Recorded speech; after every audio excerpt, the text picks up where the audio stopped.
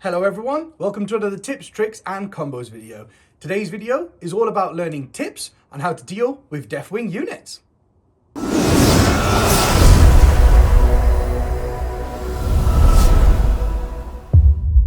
If you haven't already, please hit the subscribe button and the notifications bell in the corner so you know each time we release these videos.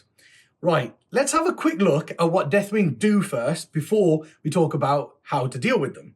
So it's very important to understand that they all have an ability which is very similar to transhuman.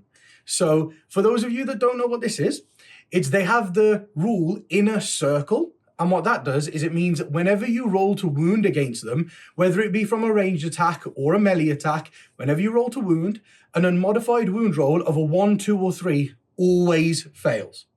So for that reason, the first tip is to avoid high strength, low shot weapons. Multi-melters, las cannons, things like thunder hammers, they lose you attacks and they worsen your chances of hitting because in combat, say, a thunder hammer, somebody with a thunder hammer could have 3 attacks, possibly even 4. But when you're -1 to hit because you have a thunder hammer, you're only going to get 1 or 2 hits, and then you have to wound on a 4+. Doesn't matter that you're strength 8 and should normally wound on a 2. You can only wound on a 4+. Very ineffective. Same thing can go for ranged weaponry. Las cannons, multi-melters have 1 shot or 2 shots, and again, their strength does not matter. You are always wounding on a 4+. So those are ineffective ways of playing against Deathwing.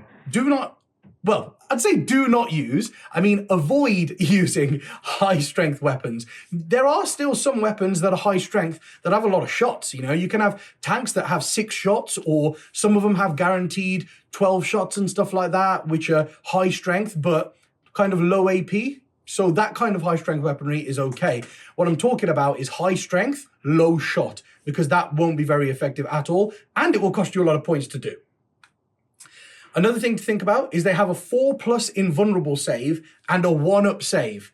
Normally, because the way people will load them out currently in the game, as it's all about holding objectives, will be storm shields. There'll be Deathwing Knights, which come with storm shields as standard, and then there'll be Deathwing Terminators that'll have storm shields and thunder hammers. So all of them are strength 8, Deathwing Knights and Deathwing Terminators with hammers, and all of them have a 4-up invulnerable save and a 1+ armor save.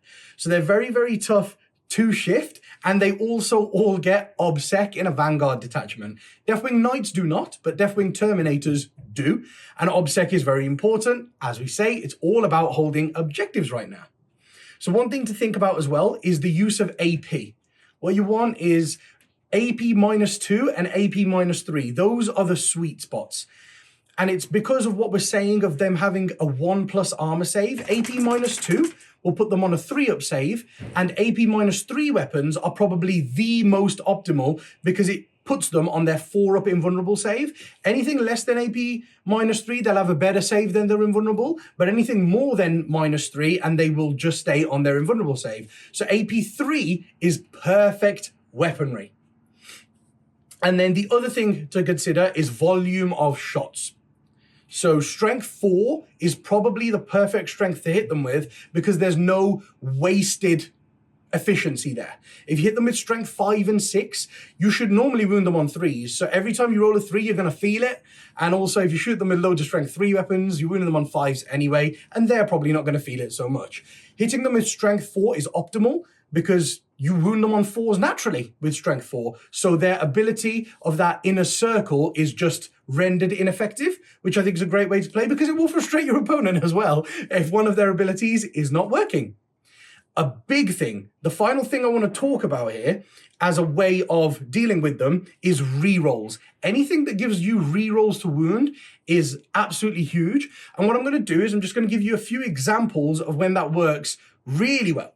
So with shooting, Deathwatch are incredibly good at this because you can choose a battlefield role, namely elites, if you're playing against Deathwing, because all of them are basically elites.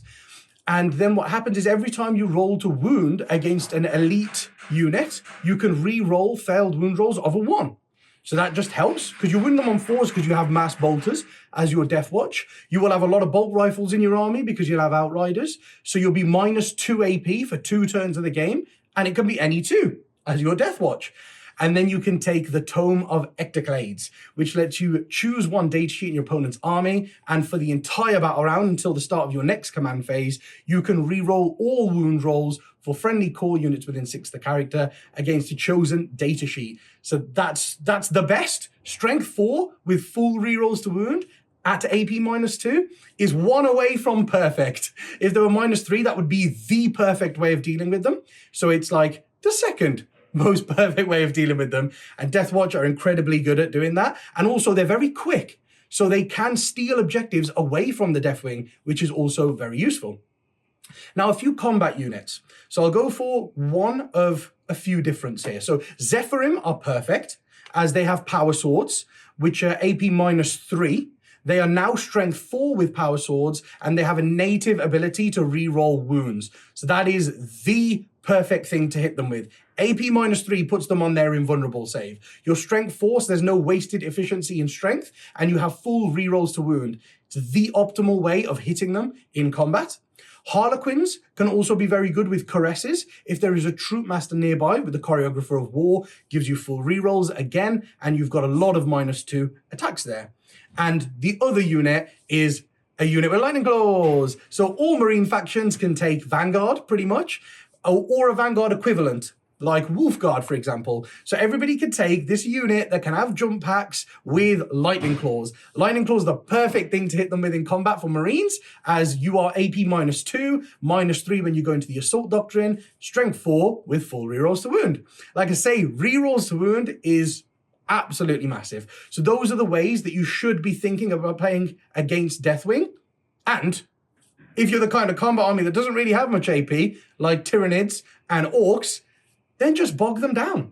They don't have very many attacks. They have 3 attacks per model. 4 if they have the chaplain nearby with a specific relic that for one turn in the game gives them +1 attack, which not very many people will take for the Dark Angels. So you're going to find that they're going to have 3 attacks a model. You can bog units of 5 Terminators down for multiple turns with a unit of 30 boys, 30 Termagants, 30 conscripts. So bogging them down is a really good way of dealing with them if you cannot kill them.